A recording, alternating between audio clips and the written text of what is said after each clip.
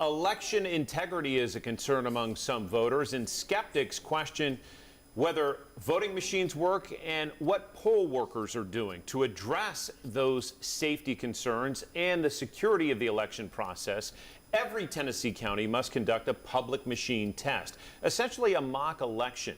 10 News anchor Robin Wilhoit shows us the steps election workers are taking to ensure your vote is counted. At Knoxville's downtown west voting location, the poll workers, Republican and Democrat, are in place. The voters are ready to cast their ballots, and the machines are prepared to count them on this mock election day. We're documenting everything right now, but if you have any questions, please feel free to ask. Knox County Election Administrator Chris Davis says the point of the test run is to ensure voting is safe and secure. We make sure and clean our rolls, make sure that only registered voters are registered to vote. They get one bite at the apple, they show a photo ID, they have a paper ballot, we do an audit after the election, we do a public machine test, all the different steps we take, everything is bipartisan. I feel very secure about what we do. To prove that, the Election Commission invited the public to take part in the process. About a half dozen people showed up, including Trey Davis. I've voted before, and you see when you put your paper in, you know, I've seen that, but the behind the scenes is what I wanted to see. This is one of the ballots that we will be marking today. Each voter fills in a block indicating their choice in each race. Before the machine counts the total number of ballots, those same volunteers hand count them. Not details of how people voted, but the total number of ballots. After that, the ballots are fed into the scanning machine. Because what we need to test is we need to test the scanner's ability to properly process all that data and spit back at us the correct results.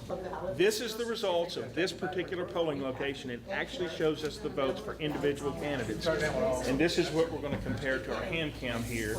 The volunteers compare the two results. This happens almost every time we do a hand count. We have an error. I'm assuming it's in the hand count. We need to verify that. The hand count results are reviewed again to pinpoint the discrepancy.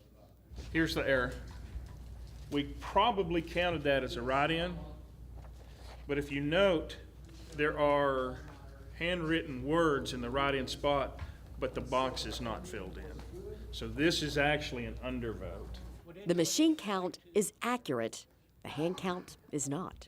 The problem we've always had, if we have a problem, is that we prove that the fallacy of hand counting, because we go back and we hand count these ballots. And then you see, oh no, you know, there's an error, but it's because if I give you 100 ballots and I give you 100 ballots and I ask you to count them, invariably you're going to come up with a different number the first time. For Trey Davis, seeing is believing. I feel more confident about machine voting. Doing the hand recount is fraught with errors. And I think at the end of the day, we all just want to be able to vote and our vote to count. That was Robin Wilhoit reporting. The Heritage Foundation has ranked Tennessee #1 in election integrity 3 years running.